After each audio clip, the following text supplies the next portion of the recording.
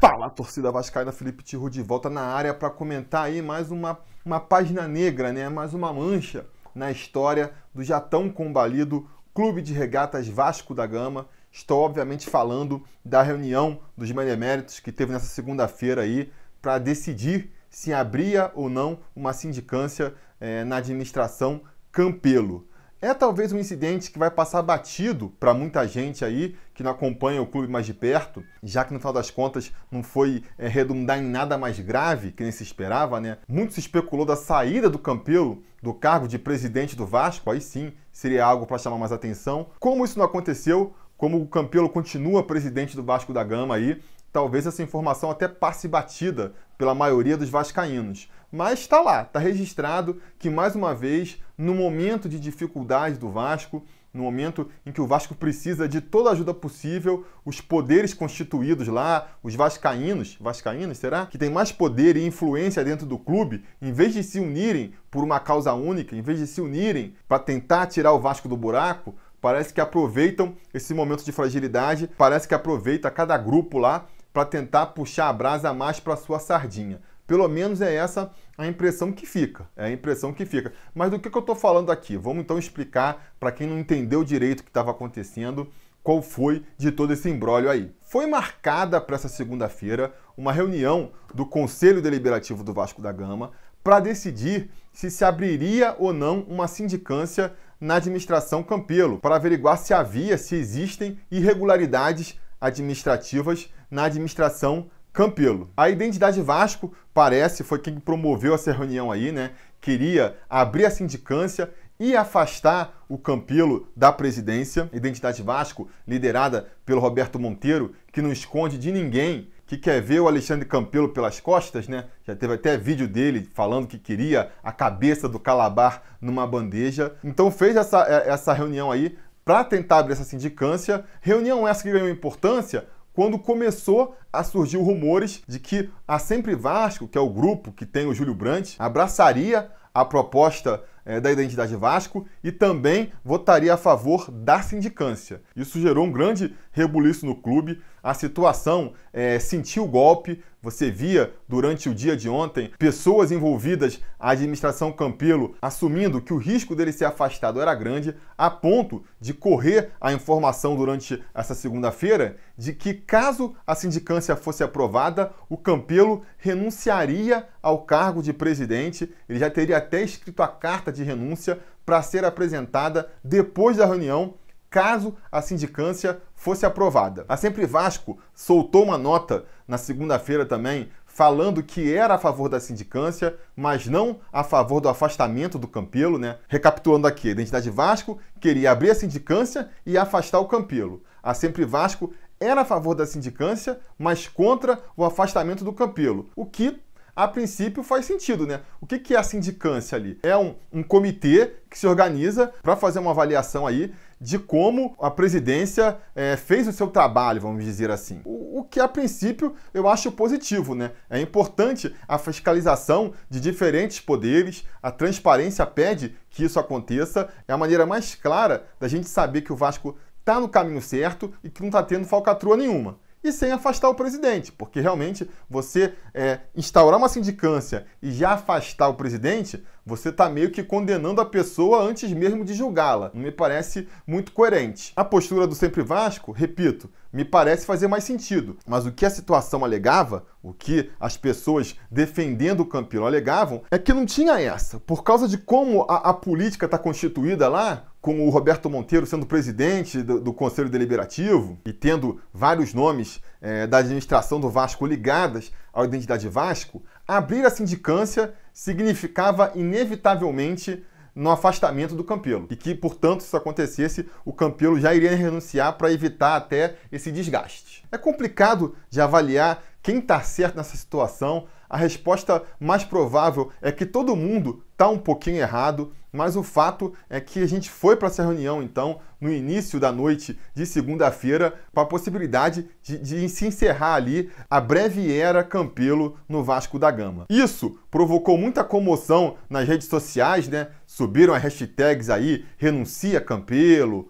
fora Campelo. A torcida vascaína, que não está muito envolvida na política do clube aí, apoiou em peso a renúncia do Campelo. Não sem motivo, né? Afinal de contas, ele está fazendo aí um péssimo trabalho à frente do futebol do clube, que no frigir dos ovos é o que o torcedor vê como resultado da sua administração. Eu sou o último cara que vocês vão ver aqui defendendo o Campelo também. Acho que foi abominável a forma como ele assumiu o Vasco. Acho que começa errado, termina errado. Critico as decisões morais que ele tomou, como a decisão justamente aí de passar a perna no Brant e trair a decisão dos sócios para se tornar presidente. Questiono também as decisões políticas dele, né? Porque me parece muito incoerente, né? Você briga com uma parcela dos futuros conselheiros ao passar a perna no Brant, aí com 3 meses de mandato você briga com aquela outra parcela dos conselheiros que te apoiaram no golpe, que é o caso da Identidade Vasco. Como é que você se mantém politicamente nesse cenário? Até comentei na época em que ele rachou com a Identidade Vasco, que eu falei, o Campelo é um gênio, que está fazendo uma manobra aí que ninguém espera, ou então ele é um idiota, porque ele está minando todo o seu apoio político dentro do clube. Não vou chegar aqui a uma conclusão ainda, mas até agora a segunda opção parece mais viável, né? Acaba que o que segurou ele no clube esse tempo todo foi mesmo o apoio do Eurico Miranda a ele, né? O Eurico Miranda, que ele, nas eleições, jurou que ia afastar do Vasco, que ele jurou que ia combater. Teve lá o golpe articulado pelo Eurico Miranda, ele jurou que não tinha nada de Eurico na história. Teve a cara de pau de, mesmo no final das eleições, com todo mundo que elegeu ele gritando Eurico, Eurico, negar qualquer associação entre ele e o então presidente.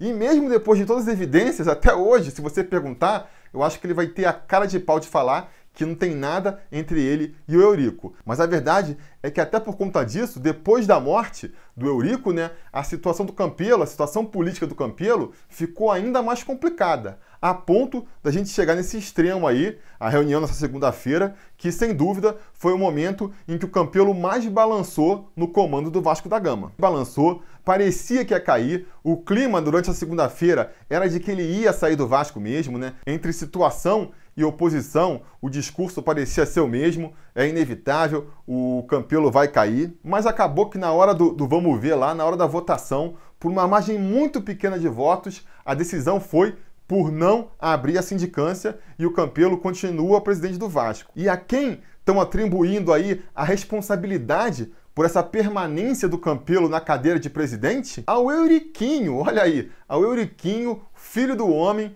em mais uma prova inequívoca, na minha opinião, da ligação direta entre o Eurico, a dinastia Eurico, e a presidência do Campelo. O Euriquinho fez um discurso lá de meia hora, muito inflamado, em defesa da permanência do Campelo na presidência, né? Teve até um momento zorro total, porque ele foi vestido que nem o pai. Vestiu ali um colete de tricô, que nem o Eurico pai vestia, foi meio que fantasiado de Eurico pai. Enfim, e fez um discurso lá muito forte e muito emotivo, levantando um questionamento muito pertinente, né? Quando você vê que a voz de razão no conselho é o Euriquinho, é de se perguntar em que ponto chegamos, em que ponto chegamos. Mas a pergunta do Euriquinho foi muito justa. Vem cá, vocês querem tirar o Campelo da presidência e vocês vão fazer o quê? Como é que vocês pretendem, a partir daí, dar jeito no Vasco? Vocês têm um plano pronto? Porque só tirar o Campelo por tirar não resolve nada. E eu me vejo obrigado a concordar com o palestrinha aí, porque realmente a gente não pode agir aqui com emoção, né? Pensar com o fígado, como se fala, deixando de lado a razão. Eu, tanto quanto vocês, quero ver o Campelo aí pelas costas, eu quero que ele pague por tudo que ele fez pelo Vasco, pela maneira que ele assumiu o clube, e eu tenho certeza que o lugar dele está reservadinho lá no lixo da história do Vasco da Gama. Agora, a gente não pode buscar essa revanche, esse justiçamento contra o Campelo a todo custo, colocando a própria sobrevivência do clube que a gente ama na reta. O Campelo tem que sair do Vasco sim. Eu não acredito num Vasco recuperado enquanto o Campelo não sair da presidência do clube. Agora, as coisas têm que ser feitas no momento certo. E eu me pergunto se agora seria esse momento. Por quê? Vou levantar aqui alguns questionamentos que me deixavam preocupado dessa possível saída do Campelo a essa altura da competição. O primeiro, todo mundo que for um pouco mais velho aí, que já acompanhava a política do Vasco há 10 anos atrás, há de se lembrar que foi o quê? Justamente quando o Dinamite assumiu o clube em 2008. Foi no meio de uma competição também, foi no meio do Campeonato Brasileiro. O Vasco nem estava tão mal que nem está agora, não estava nem na zona de rebaixamento, quanto mais na lanterna da competição, mas já estava mal, era um time fraco já, mal montado, com várias deficiências. Deficiências essas que só se agravaram quando você chega e bota uma direção nova para comandar o clube. Claro, os caras chegam, tem que se acostumar, ver como que tudo funciona, e no meio disso você tem um time capenga lutando para não cair contra o rebaixamento. Acabou acontecendo o que a gente sabe, né? O primeiro rebaixamento do Vasco para a segunda divisão. Hoje, as chances de algo parecido se repetir eram muito grandes. Não sei quem assumiria o Vasco, mas teria que ser um cara muito experiente, teria que entrar já com muita certeza do que ia fazer, porque, repito, a situação do Vasco é grave e não dá tempo para você se acostumar, se adaptar, entender o que está acontecendo. Então esse era um problema. O segundo problema que eu vejo era a gente correr o risco de jogar fora as poucas coisas boas que tem na administração Campelo, porque, repito, a administração Campelo, ela para mim, o saldo da administração Campelo é altamente negativo. Ela é um desastre do ponto de vista moral, institucional. O Campelo presidente jogou na lama a história democrática do Vasco, queimou o filme do Vasco com a torcida e com o público em geral. Não acredito que enquanto o Campelo for presidente, a gente vai conseguir ter um programa de sócios realmente decente, porque ele provocou um divórcio ainda maior entre clube e torcida. Na parte do futebol também, ele repete as piores práticas de Eurico Miranda e afins, insiste em táticas e estratégias para lidar com o futebol que nunca funcionaram, que em última análise levaram o clube para onde ele está e que com certeza não vão tirar a gente desse buraco, então é deplorável também. Mas se tem um ponto positivo na gestão Campelo, que todo mundo defende, e que não é mérito do Campelo, o único mérito do Campelo é não mexer nesse assunto, é a questão aí financeira administrativa do clube, que ele entregou lá na mão do Adriano Mendes, né, do pessoal lá do BNDES, e aí é uma das poucas unanimidades no Vasco, todo mundo que acompanha os bastidores do Vasco, todo mundo que acompanha esse mercado mais financeiro administrativo do futebol, mesmo que não sendo do Vasco, sem estar ligado ao Vasco, tem elogiado as atitudes, a postura, a maneira como eles vêm lidando com a questão financeira do Vasco, essa questão do superávit que teve aí no último ano, como eles estão negociando as dívidas e tudo mais. E tudo isso poderia ser jogado por terra com a saída do Campelo, porque junto com o Campelo iam sair todos os vice-presidentes, né, muito provavelmente, mesmo que não saíssem por livre e espontânea vontade, era capaz de serem demitidos com quem assumisse, a gente não sabe quem vai assumir, caso o Campelo saia, e aí negociações de dívidas, ajustes que estão sendo feitos, credibilidade com o mercado, tudo isso seria jogado no lixo e a gente voltaria para estaca zero. E a troco do quê? Essa que é a verdadeira pergunta, porque no final, a grande pergunta que eu fico é, vai tirar o Campelo e vai entrar quem?